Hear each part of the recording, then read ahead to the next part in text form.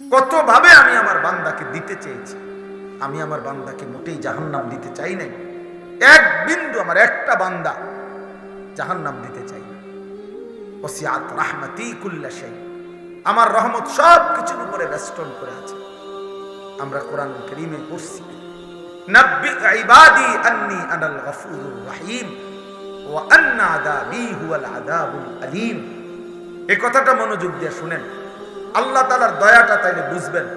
আল্লাহ বলতেছে, নবী আপনি আমার বান্দাদেরকে শুনায়া দেন, আন্নী আনাল গফুরুর রহিম, আমি আল্লাহ, আমি গফুর, আমি প্রচন্ড ক্ষমাশীল, রাহিম, আমি সর্বোচ্চ দয়াবান, পরিপূর্ণ দয়াবান, আমি দয়ালু।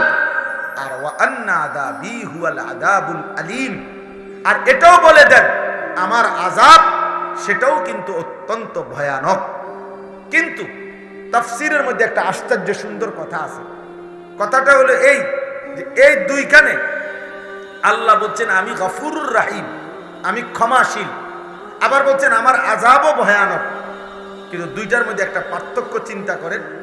মুফাসসিরিনে কেরাম বলে যে আল্লাহ তাআলা বান্দাকে মাফ করবার ক্ষেত্রে নিজেই স্বয়ং গফুরুর রাহিম, তাহলে মাগফিরাত, বান্দাকে মাফ করা, এটা আল্লাহর সত্তার মধ্যে আছে, আল্লাহর অস্তিত্বের মধ্যেই মাগফিরাত আছে, তিনি গফুর।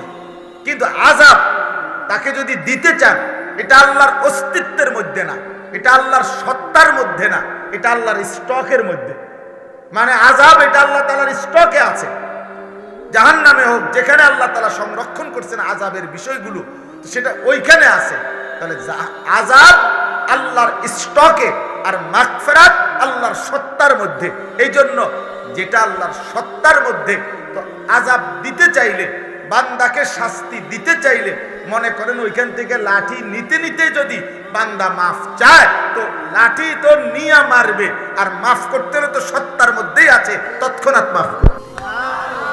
এই জন্য মাগফিরাত আগে, মাগফিরাত আগে চলে, আযাব পরে। আযাব তো ওইখান থেকে লইতে হইব, তারপরে মারতে হবে, শাস্তি দিতে হবে। আর মাগফিরাত তো সঙ্গেই আছে, মাগফিরাত তো সঙ্গেই আছে। এই জন্য আল্লাহ তাআলা তার বান্দার উপরে কঠিন কিছু দেন নাই। আল্লাহ তাআলা সর্বোচ্চ বান্দার জন্য দয়া করেছেন, দয়া করেছেন। আমাদেরকে আল্লাহ তাআলা যে বিধানগুলো দিয়েছেন এর কোনোটাই কঠিন না। আদ-দীনু ইউসরুন, নবী সাল্লাল্লাহু আলাইহি ওয়াসাল্লাম বলেন দ্বীন সহজ। আল্লাহ কোরআনে বলেন ওয়ালাকাদ ইয়াসসারনাল কুরআনা লিযিকর, আমি বান্দা কোরআনুল কারীমকে শিখার জন্য, বুঝার জন্য আমি সহজ করে দিয়েছি। ফাহাল মিন মুদ্দাকির, কে আছো এর থেকে উপদেশ গ্রহণ করবে? তাইলে প্রিয় ভাই আমার, বাপ আমার, ইনসাফের সাথে আপনারা, আমি কিংবা আপনি, যে বা যারা আমরা প্রতিনিয়ত আল্লাহর নাফরমানি করতেছি, আল্লাহর হুকুমের বিরুদ্ধাচরণ করছি, কেন বলেন? কেন? যারা এক ওয়াক্ত নামাজ পড়ে না, কেন পড়ে না? কেন পড়ে না বলেন? যারা হালাল খাচ্ছে না, কেন খাচ্ছে? তার জন্য এটা অসম্ভব নাকি? তার জন্য এটা অসম্ভব মনে হয়েছে? না, অসম্ভব। বরং এই মূল বিষয় হলো এটা, আখিরাতকে ভুলে গেছে, আল্লাহকে ভুলে গেছে, সে পরকালকে কিছুই মনে করে না। ইয়ালামুনা যাহিরাম মিনাল হায়াতিদ দুনিয়া ওয়া হুম আনিল আখিরাতি হুম গাফিলুন। আল্লাহ তাআলা বলে, বান্দা দুনিয়ার জীবন তো খুব ভালো বুঝলা, কিন্তু আখিরাতের ব্যাপারে একদম গাফিল হয়ে গেল। আখিরাতের কথা বললে আর কিছু বুঝে না, আর কিছুই বোঝে না। চাচারে জিজ্ঞাসা করবেন কোরআন শরীফ পড়তে পারেননি, সহি শুদ্ধ না, পারেন। কিন্তু চাচা মেল মিটিং বোঝেননি, তো মেল তো আমি করি 10 গ্রামে, আমাকে বালা বুঝেন না, আসেনি তো আমি খবর না, এটা খবর না। দুনিয়ার সমস্ত বিষয় উনি বুঝে, তো আল্লাহর কোরআনের এক লাইন উনি তেলাওয়াত করতে জানেন না। কারণ কি? ওহুম আনিল আখিরাতি হুম গাফিলুন, আখিরাতের ব্যাপারে গাফিল।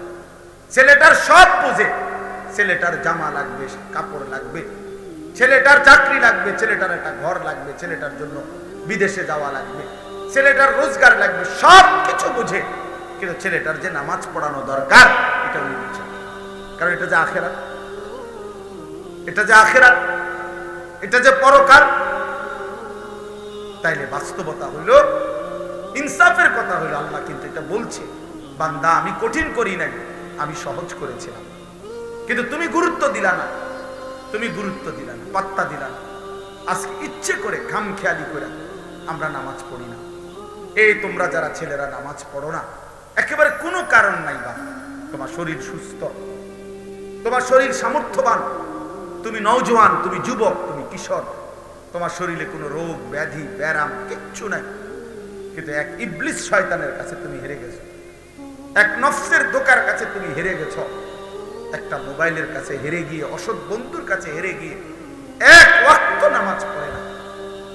আমি বারবার, আমার সবচেয়ে বেশি কষ্ট লাগে এই কথাটা ভাবলে, যে খোদার 30 দিন, একটা মাস পূর্ণ, একটা রমজান যার উপর দিয়া গেল, রমজানের রোজাগুলো রাখলো, তারাবি পড়লো, এত বড় শ্রেষ্ঠতম রমজান, রহমত মাগফিরাত নাজাতের মাস, আল্লাহ তাআলা জান্নাতের দরজা খুলে রাখছেন, জাহান্নামের দরজা বন্ধ করে দিয়েছিলেন, শয়তানগুলোকে বন্দী করে রাখছিলেন, এত কিছু দিয়ে একটা মাস পূর্ণ যে বান্দাকে আল্লাহ তাআলা আদর করলেন, রহমত মাগফিরাত দিলেন, যেদিন আল্লাহ তাআলা রমজান শেষ করলেন, ঈদের চাঁদ উঠাইলেন, ঠিক ওই দিনে মাত্র একটা মাস পরে আল্লাহর এত দয়া মায়া, এত রহমত মাগফিরাতের পরে মাত্র আজকে আল্লাহ ঈদের চাঁদ উঠাইলেন।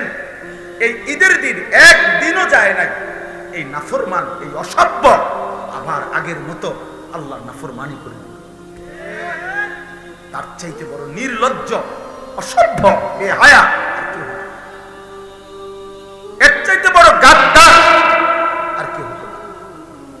চিন্তা করে দেখেন, আপনাদের যাদের মেয়েরা ঈদের দিনে বেপর্দা চললো, আপনাদের যাদের ছেলেরা ঈদের দিন এক ওয়াক্ত নামাজও পড়লো না, ঈদের দিন 24টা ঘন্টা এই নাচ গান, সিনেমা, নাটক, উলঙ্গ ছবি, অশ্লীল দৃশ্য, কিংবা রাস্তার মেয়ের পিছনে পিছনে হাঁটলো, এই অসভ্য জঙ্গলি, এই হাইওয়ান জানোয়ার, এই মুসলমানের ঘরে সে কেমনে বড় হইল? এত বড় রমজানকে সে কি কদর করল? বলে রমজান তাকে কি দিল? তাইলে এই নাফরমান কিসের রোজা রাখলো? এই নাফরমান কিসের তারাবি করলো? একটা মাস ওষুধ খাওয়ার পরে এটা বুঝি আজকে বন্ধ করে, এটা বুঝি একদিনও চলবে না ওষুধের মেয়াদ, ওষুধের টেম্পার একদিনও যাবে না। আফসোসের বিষয়, বহুতই আফসোসের বিষয়। হায় হায় হায়, কি পরিমাণ গাদ্দার, কি পরিমাণ অহংকারী, সীমা লঙ্ঘনকারী নাফরমান। আল্লাহ তাআলা বলল, বান্দা আমি একটা মাস করে রহমত দিলাম, মাগফিরাত দিলাম, নাজাত দিলাম, সবে কদরের মতো শ্রেষ্ঠতম রাত্রি দিলাম, ইতিকাফ দিলাম, ইফতার, তারাবি, সাহারি সবকিছুতে নেকি দিছি। রোজায় নেকি, তারাবিতে নেকি, ইফতারে নেকি, সাহারিতে নেকি, ইতিকাফে নেকি, সবে কদরের এক রাতে 1000 মাসের চাইতে বেশি, রাতের চাইতে বেশি নেকি দিলাম। এত কিছু দেওয়ার পরে ঈদের চাঁদ উঠাইতে দেরি না, তুই আমি আল্লাহকে বৃদ্ধাঙ্গুলি দেখাইয়া আবার আমার নাফরমানি করে ফেললাম। হায় হায় গাদ্দার, হায় হায়, আফসোসের বিষয়, আফসোসের বিষয়। ওই মা বাপ গুলো আফসোস করা উচিত, যাদের চোখের সামনে তাদের সন্তান খোদার একটা মাস রমজান শেষ হওয়ার পর পরই আল্লাহর নাফরমানি করল, আল্লাহর নাফরমানি করল। যাদের মেয়েগুলো বেপর্দা হাঁটলো, যাদের স্ত্রী বেপর্দা হাঁটলো, যাদের ছেলেগুলো শুধুমাত্র অসভ্যতার নোংরামি করে ঈদ পালন করে, অথচ এটা কোন যুক্তিতে ভাইয়া একটা ছেলে হলো বুঝছো, কোন যুক্তিতে বাবা অসভ্যতা ঈদ হইতে পারে না। নাচ গান এটা ঈদ হবে কেন? এটা তো গুনাহ। নারীর পিছনে হাঁটা বন্ধ, এটা তো ঈদ না, এটা তো নাফরমানি। বেটা কোন মেয়ে বেপর্দা হওয়া, ওই অসভ্য বেহায়া নারী, এটা তো ঈদ হইতে পারে না, এটা তো বেহায়া নারী। বেটা অসভ্য নারী, এটা দুশ্চরিত্রা নারী, এটা এটা তো এই সমাজের দুর্গন্ধ, এটা তো এই সমাজের লানত। অভিশপ্ত। এটা ঈদ হবে কেন? ঈদ তো ইবাদত। কোরআন কারীম আল্লাহ তাআলা এখানে বলছেন এটা ওয়ালিতুকমিলুল ইদ্দাতা। এর পরের কথা এটা আল্লাহ বলছে, বান্দা আমি সহজ করেছি বিধান, কঠিন করি নাই। কাজে আমার রমজান পূর্ণ করো, প্রতিটা বিধান পূর্ণ করো, গুনে গুনে পূর্ণ করো, রোজা পুরা করো, তারাবি পুরা করো, ইফতার পুরা করো, সাহরি পুরা করো, শেষ দশকে ইতিকাফ করো, সবে কদরের বেজর রাত্রিগুলোতে শেষ দশকে তালাশ করো, আর সবগুলো পূর্ণ ইবাদত করে যেদিন ঈদের চাঁদ উঠবে সেদিন তোমার করণীয় ওয়ালিতুকাব্বিরুল্লাহ আলা মা হাদাকুম। আমি যে তোমাকে রমজান দিলাম, আমি যে একটা মাস হায়াত দিলাম, আমি যে তোমারে এতগুলো নিয়ামত, এতগুলো ইবাদত, এতগুলো নেকির সন্ধান তোমাকে যে আমি দিলাম, এই খুশিতে, এই আনন্দে, এই কৃতজ্ঞতায় তুমি আমি আল্লাহর তাকবীর, আল্লাহু আকবারের ধ্বনি উচ্চ করো। এই ছিল ঈদের করণীয়। ওয়ালিতুকাব্বিরুল্লাহ, আল্লাহর তাকবীর বলো, আল্লাহু আকবার, আল্লাহু আকবার, লা ইলাহা ইল্লাল্লাহ, আল্লাহু আকবার, আল্লাহু আকবার, ওয়ালিল্লাহিল হামদ।